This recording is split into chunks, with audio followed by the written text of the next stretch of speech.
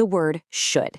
It's super common, yeah, but it's also incredibly versatile. So today, we're going to dig in and really master this surprisingly powerful little word. So, you think you know should? I mean, you probably use it every single day, right? But do you really know all the different jobs it can do? We're talking about giving advice, sure, but also talking about the future and even looking back at our regrets. Let's dive in and see just how much this one word can pack in. Okay, so the best part about should, it all starts with a super simple formula. Seriously, it's just the person doing something plus the word should plus the basic action. That's it. This little recipe is the foundation for almost everything we're going to talk about, so lock it in your brain.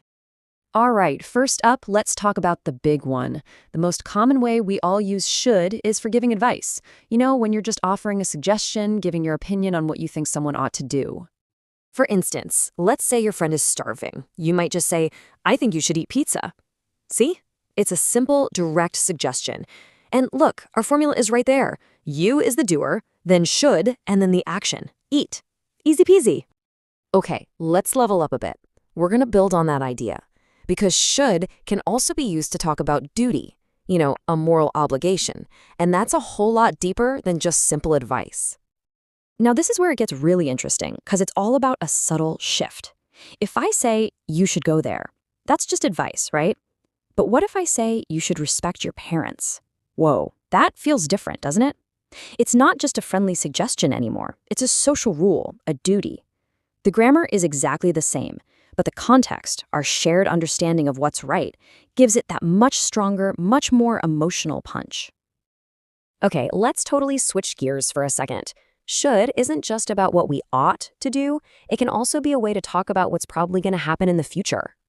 So how do we do that? The trick is just adding a time reference. We take our same basic formula, doer plus should plus action, and we just tack on a little phrase that points to the future. And bam! That one tiny addition completely flips the meaning from a suggestion to a prediction. Check out this example. Papa should come by the evening. You're not giving Papa advice, right? No, you're making a prediction. You're saying it's very likely he'll be here by then. And you can see our little recipe at work again. Papa is the doer, then should, then the action come, and there it is, that crucial future time reference, by the evening. Okay, so we've covered the present and the future. But what about the past? This is where things change in a big but super important way. It's time to bring in a new phrase, should have. And should have is all about looking back, usually with a little bit of regret. You know those if-only moments we all have? Like when you were supposed to do something, but you didn't? That's what should have is for. So listen up, because here's the new formula. Instead of just should, we now say should have. And this is key. The action word that comes after it has to be in its third form, the past participle. So go becomes gone, eat becomes eaten, see becomes seen. Got it? Just look at this side by side. It makes the difference crystal clear. I should go there is about right now. It's advice for the present. But I should have gone there. That's pure regret about the past. A missed chance. And it's cool. For anyone who knows Hindi, that change from chahiye to chahiye tha captures that exact same feeling of looking back. All right, we've got the statements down pat. But what if you're the one who needs advice? Well, good news. Asking questions with should is super easy. It follows a really simple logical pattern. Think of it like a 4-step recipe. Step 1, start with a question word, like what, where, when. Step 2, add should. Step 3, put in the doer, which is probably going to be I if you're asking for help. And finally, step 4, finish with the basic action word.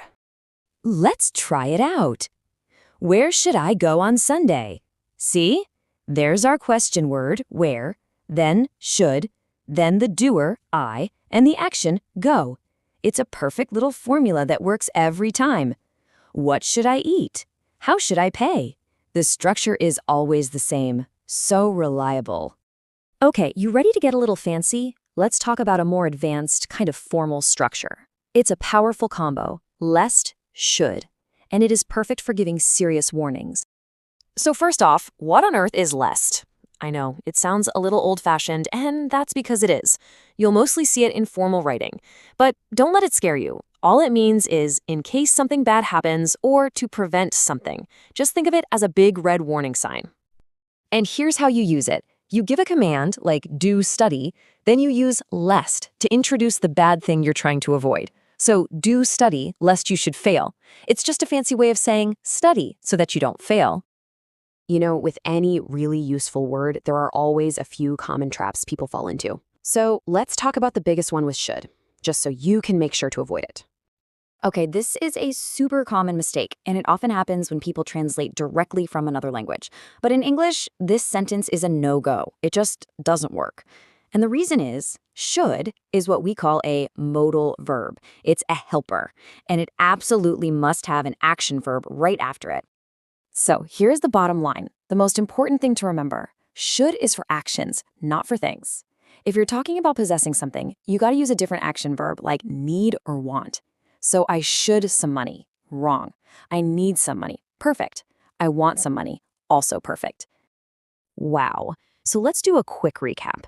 We've seen how this one little word, should, is a total powerhouse, right? It can give simple advice. It can express deep moral duty. It can predict the future. It can look back at the past with should have. We can even ask questions with it and give formal warnings. I mean, talk about a versatile word.